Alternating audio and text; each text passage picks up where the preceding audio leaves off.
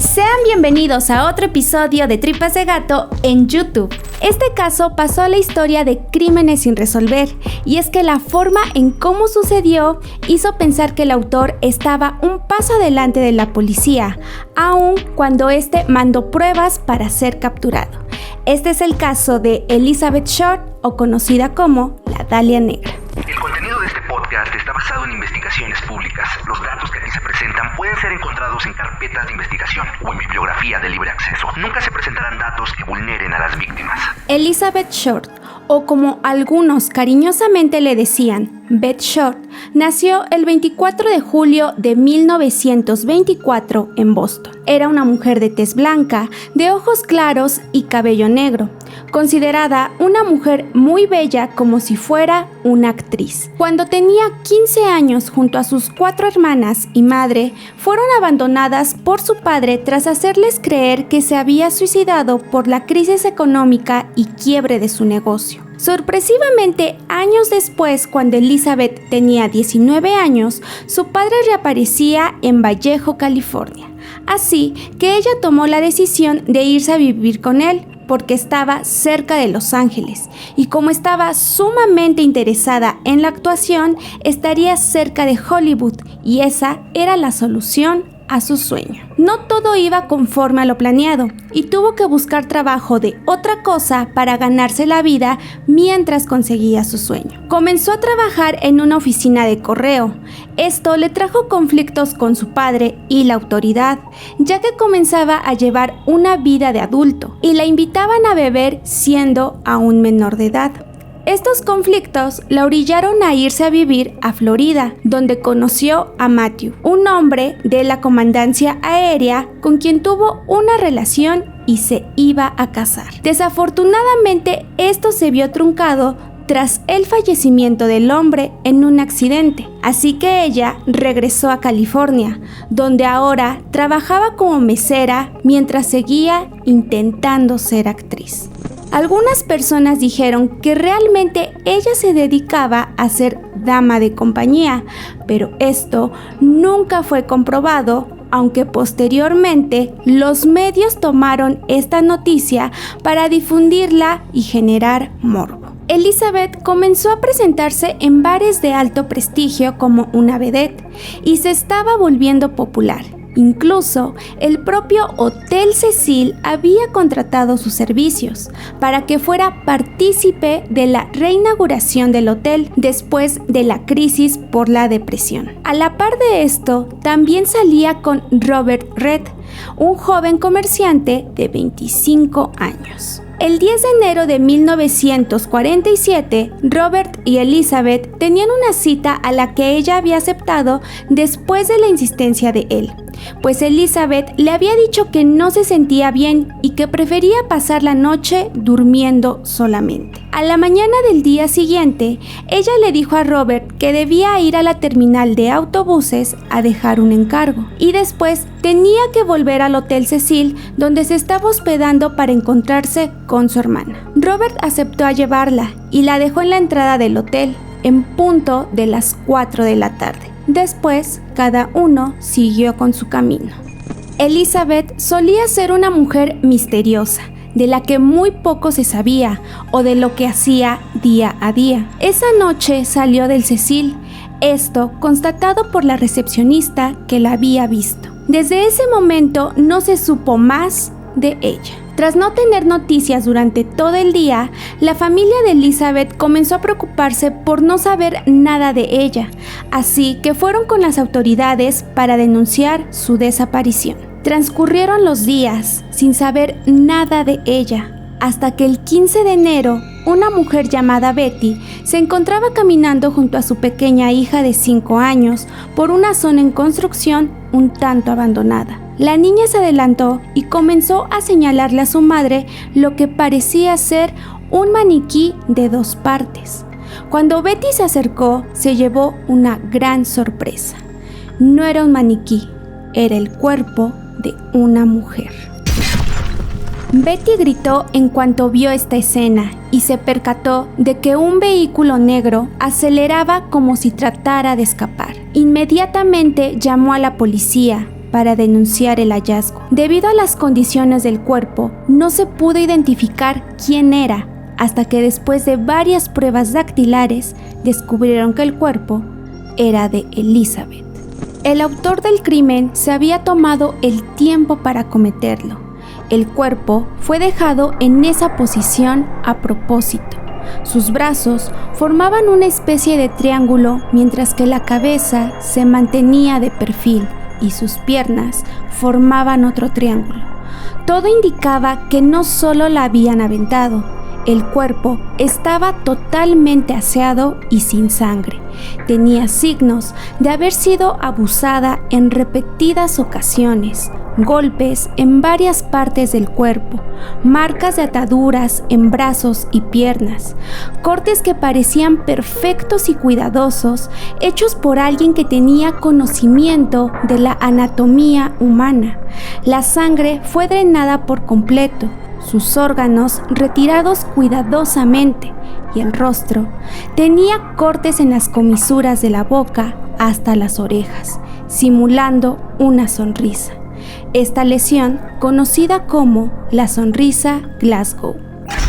Las autoridades estaban sorprendidas de lo que estaban presenciando. Dijeron que nunca se habían enfrentado a un caso tan cruel como este. Se realizaron los exámenes forenses y arrojaron que Elizabeth había sido víctima de las peores torturas. Durante 72 horas había sufrido todo tipo de agresión. Su muerte fue causada por un shock cerebral y la pérdida de sangre. En el momento en que todo esto pasó, se estaba estrenando una película llamada La Dalia Azul, protagonizada por una mujer similar a Elizabeth, por lo que nombraron así el caso, solo cambiando el azul por el negro, pues era el color que solía vestir Elizabeth, cobrando el caso notoriedad.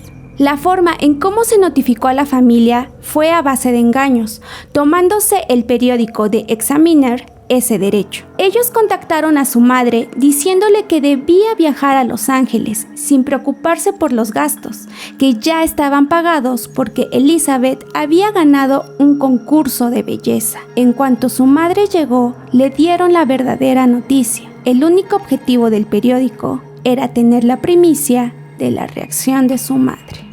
Comenzaron a surgir personas que querían colgarse el título del asesino. Periódicos como The Examiner, otra vez, comenzaron a recibir llamadas y cartas de personas que decían haber sido los autores. Ejemplo de ello fue el testimonio de Daniel, un hombre de 33 años que había dicho sin titubeos: "Yo maté a Beth Short". Le indicó a la policía dónde debían detenerlo y finalizó diciéndoles: "Estoy enfermo y no soporto más. Yo maté a la chica, pero no daré ningún detalle hasta que me conozcan. No puedo soportarlo más porque tengo una esposa e hija".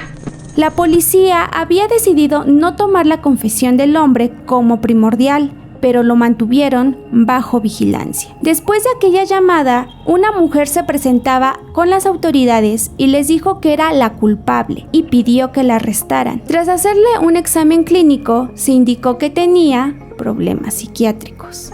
Días más tarde, el periódico que estaba siguiendo el caso recibía la confesión de otro hombre que mencionaba que no estaban investigando bien y que se estaban dejando llevar por los testimonios de cualquier persona que quería adjudicarse el crimen. Se creía que tal vez se trataba de otro testimonio falso, pero se sorprendieron en cuanto vieron que la confesión venía acompañada de pertenencias de Elizabeth, como su acta de nacimiento, fotografías, identificaciones y tarjetas, además de una lista de contactos de amigos cercanos. Se contactaron a cada una de estas personas, que en su mayoría eran hombres, y todos coincidieron en que Elizabeth era una mujer muy bella, pero difícil de conquistar porque nunca aceptaba propuestas sexuales. Descartaron todos los nombres y solo 3 fueron seguidos por haber confirmado que habían mantenido en algún momento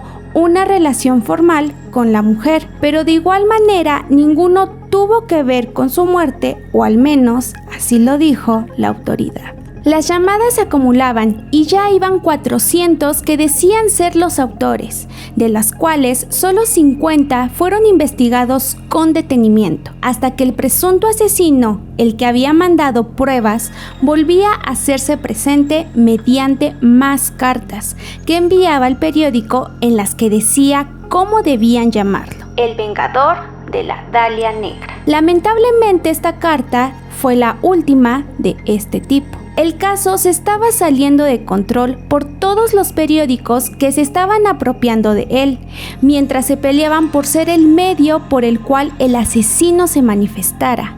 Incluso un periodista de Los Ángeles dijo que si el caso no se resolvía era gracias a los reporteros que estaban dejando pruebas y guardando información para su conveniencia, sin avisarles a las autoridades, además de tener el control de la evidencia o avances del caso que iban llegando, todo por tener la primicia.